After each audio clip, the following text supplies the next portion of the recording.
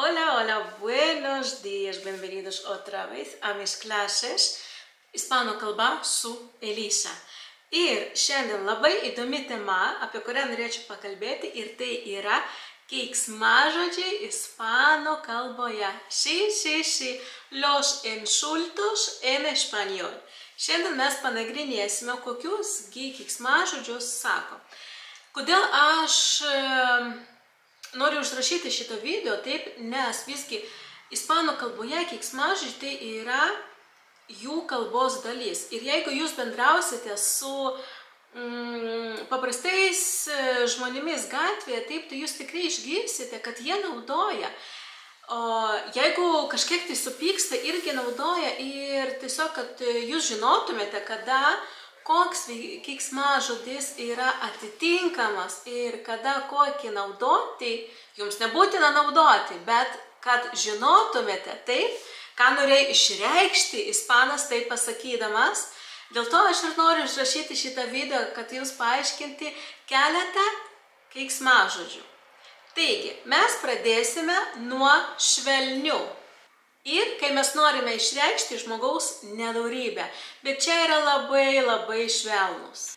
Malo arba mala, taip, daliname į vyrišką, moterišką giminę. Ruin, meskino, meskina, irgi daliname taip vyrišką, moterišką giminę. Bet šitie, taip pasakius, kad jie yra tikrai pakankamai mažai naudojami. Tikrai labai retai, kada išgirsite vieną iš šitų paminėtų. O va, sekančius tikrai jūs girdėjote ir išgirsite dar ne vieną kartą. Ir dabar yra išsireiškimai apie, kai mes norim pasakyti žmogaus nedorybę, ir čia jau yra stiprus, ir ispanai dažniausiai būtent naudoja šitos stiprius keiksmažodžius. Vienas iš jų yra cabron. Taip, dažniausiai moteris čia ant vyro taip sako cabron, kai kažką blogo padarė.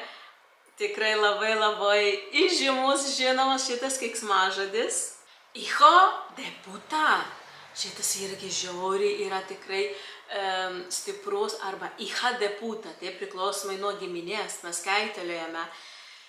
Bet čia jau tikrai tokį sakyti aš jums nerekomenduočiau.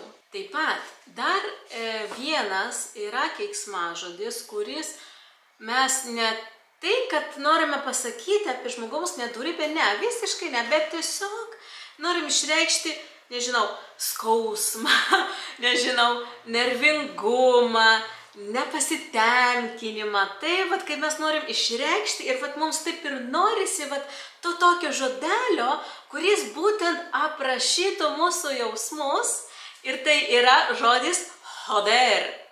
Taip, žodis joder tikrai irgi yra girdėtas. Ir jį mes galime taip, jeigu išversti, tai būtų lietuvių kalba, kad kai mes naudotume velnes, bet velnes skamba lietuviškai pakankamai gerai, taip, jeigu aš neteisi, galite mane komentaruose pataisyti.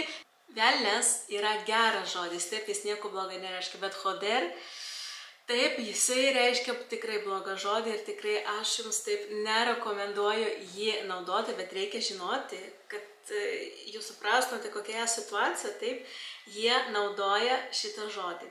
Ir dabar aš jums pasakysiu keletą tokių išsireiškimų, sakinių, galim sakyti, kad kokiose situacijose, taip, mes galim šitą žodelį paminėti, pasakyti.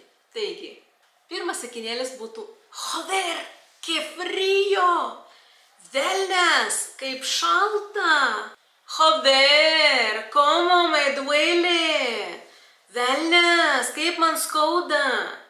Matote, vat, šitas žodis tikrai yra būtinas kalboje, kad išreikšti visus jausmus, kuriuos mes jaučiame, tam, kad kitas žmogus suprastų, ant kiek mums yra blogai. Ir dar mes galim šitą keiksmažodį joder panaudoti, kai mes norime išreikšti nuostabą. Taip, irgi ne tik jausmus, kad kai kažkas skauda, esame nepatenkinti, ne, bet kai ir norim išreikšti, kad mes esame nustebę. Pavyzdžiui, joder, Mario, cuánto tiempo sin verte.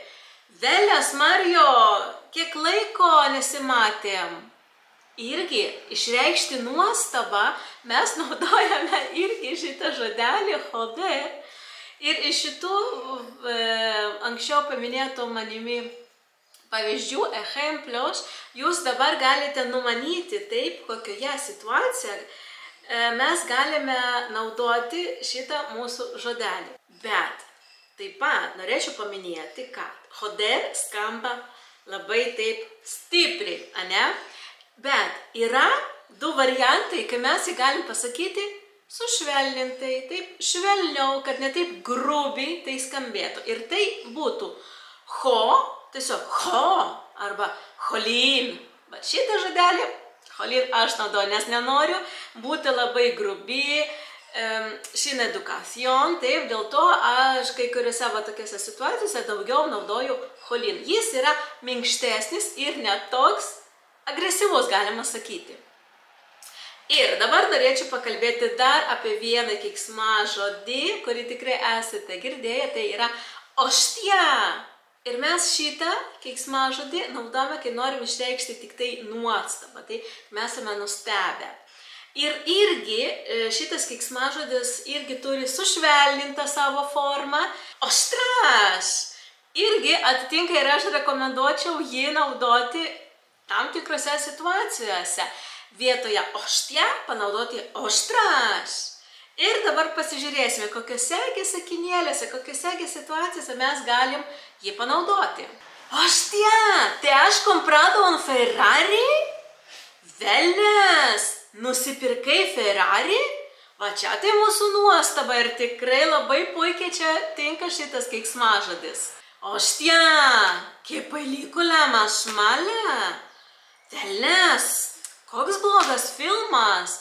Irgi mūsų nuostaba, taip, bet ji jau skamba negatyvo, taip jau neigiamai skamba, kad mes kalbame apie kažką neigiamo, kad mus irgi tai nustebino, kad oštia, que película más mala. Bet jeigu norite skambėti švelniau, jūs sakysite ostras, que película más mala. Ostras, compraste un Ferrari? Tikrai galite naudoti cholin minkštą ir oštras irgi šitą minkštą keiksmažodį. Žinoma, pabaigai norėčiau pasakyti, geriau nenaudoti keiksmažodžių, bet kaip bebūtų, tai yra kalbos dalis. Taip, tai yra kalbos dalis, neatsiejama. Ir nuo pat mokyklos laikų jau vaikai naudoja keiksmažodžius. Taip yra, nieko negalim padaryti. Ir kaipgi mes nebesakytume vaikams, kad negalim, bet jie vis tiek savo entorną taip jie visgi naudos. Bet vaikai jie auga ir jie auga jau šitoje kultūroje. Pavyzdžiui, jeigu jūsų vaikas eina jau čia į mokyklą, bet mes suaugę, taip, mums reikia perprasti tą visą kalbą. Ir keiksmažodžiai irgi kalbos dalis, kaip sakiau, dėl to aš nerekomenduoju naudoti. Bet šitas video yra tam, kad jūs žinotumėte, katrą keiksmažodį galima panaudoti ir kokioje situacijoje. Ir stenkitės panaudoti švelnesnį, kad neskambėti labai grubiai. Ir šiandienai buvo viskas. Ačiū už jūsų prenumeratą, aš būsiu labai dėkinga, kad jūs palaikysite mane, mano kanalą, kad aš toliau ir dar daugiau jums daryčiau tokias mini pamokėles. O jeigu jūs norite kurso mokytis ispanų kalbos, bet neturite laiko su mokytoja, tai jūs drąsiai galite įsigyti Mokausi pats mano kursą, kur yra 53 pamokos. Jūs galite jį įsigyti schoolpalmer.com, aš apačioje parašysiu. Užeikite, rinkitės, mokykitės, nes šita kalba yra viena iš gražiausių. O aš atsisveikinu su jumis. Hasta muy pronto.